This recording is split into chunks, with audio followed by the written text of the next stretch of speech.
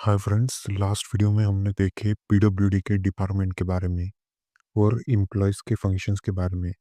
तो चलिए आज की इस पार्ट 2 की वीडियो में हम देखेंगे नेक्स्ट पार्ट। तो अभी हम देखते हैं methods of carrying out work.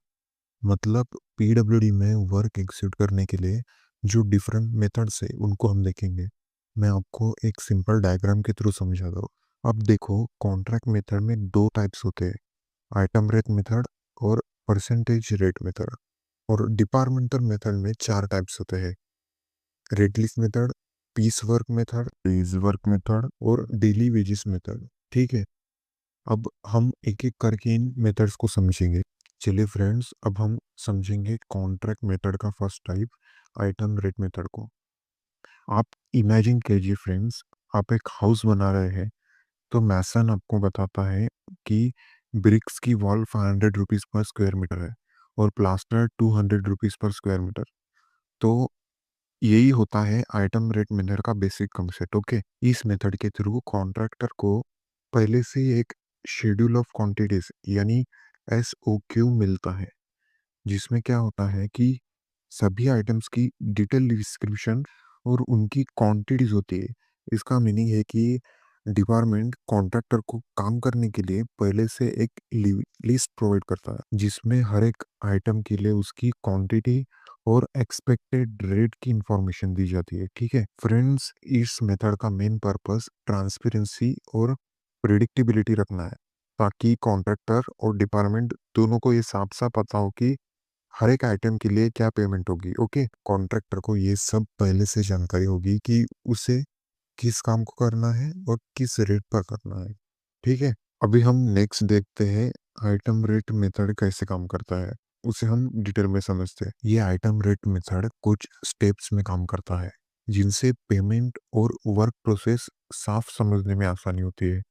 तो फर्स्ट आता है बिल ऑफ क्वांटिटीज। मतलब डिपार्टमेंट क्या करता है, पहले से एक बिल ऑफ क्वांटिटीज तैयार करता है, जिसमें सारे वर्क्स की लिस्ट, क्वांटिटी और एक्सपेक्टेड रेट होती है। ठीक है, बाद में है कॉन्ट्रैक्टर रेट कोड। मतलब कॉन्ट्रैक्टर को हर एक आइटम के लिए रेट प्रोवाइड करना होता है, तो कॉन्ट्रैक्टर अपने हिसाब से काम की कॉस्ट एस्टिमेट करता है और इसे टेंडर में कोट करता है। ठीक है, बाद में है टेंडर चूजन। मतलब इसमें क्या होता है कि डिपार्टमेंट के थ्रू अलग अलग कॉन्ट्रैक्टर्स के बिड्स देखे जाते हैं और फिर सबसे अच्छा और सबसे कम कॉस्ट वाला बिड सेलेक्ट होता है।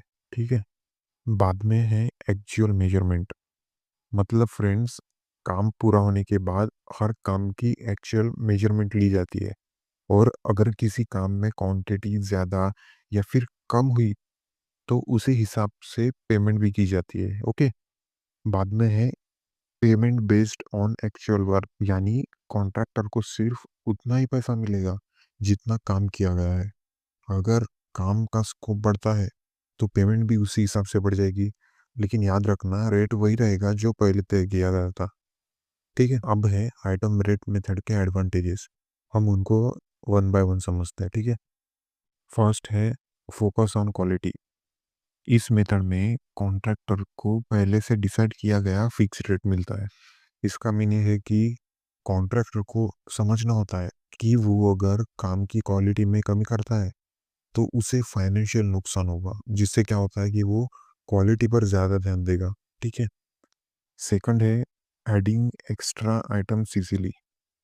मतलब अगर काम के दौरान कुछ एक्स्ट्रा आइटम्स या नए काम की ज़रूरत पड़ती है तो उन्हें इजीली BOQ में ऐड किया जा सकता है।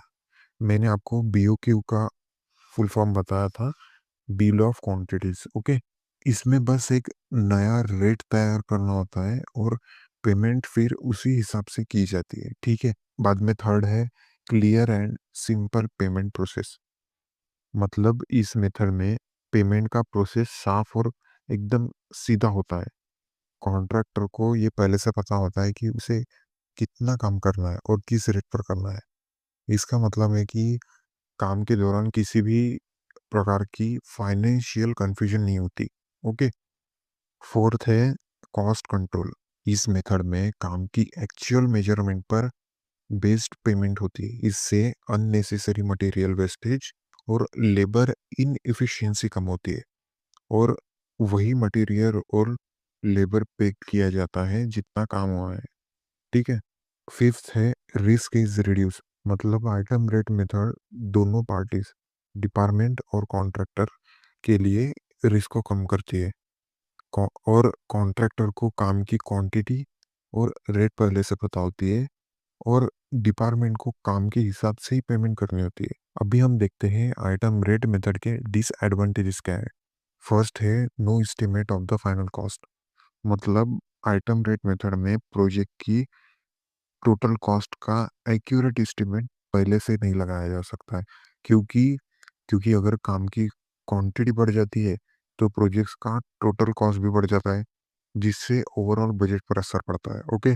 सेकंड है मेजरमेंट टेक्स टाइम, मतलब काम की एक्चुअल मेजरमेंट लेने में समय लगता है, खासकर अगर काम का स्कोप बहुत बड़ा हुआ तो हर आइटम की एक्यूरेट मेजरमेंट करने के लिए मैन पावर और टाइम की जरूरत होती है। नेक्स्ट है रिस्क ऑफ अनबैलेंस रेट्स, कभी कभी कॉन्ट्रैक्टर कुछ आइटम्स के रेट्स ज्यादा या बहुत कम कट करते थे, जिससे डिपार्टमेंट को नुकसान हो सकता है। इस तरह सिचुएशन को रोकने के लिए टेंडर स्क्रूटिनी और रेट एनालिसिस जरूरी होता है। ठीक है। लास्ट है issues of change and variation, अगर प्रोजेक्ट के दौरान बहुत सारे चेंजेस होते हैं तो पेमेंट कैलकुलेशन में कॉम्प्लेक्स इश्यूज खड़े हो सकते हैं। ठीक है। चलिए आगे बढ़ते हैं। अभी हम देखेंगे where is the item rate method used, यानी आइटम रेट मेथड कहाँ पर यूज होगी। ठीक है। ये मेथड उन प्रोजेक्ट्स में सबसे ज्यादा इस्तेमाल होती है जहाँ डिटेल कॉस्टिंग की जरूरत होती है और जहाँ ट्रांसपेरेंसी की नीड होती है।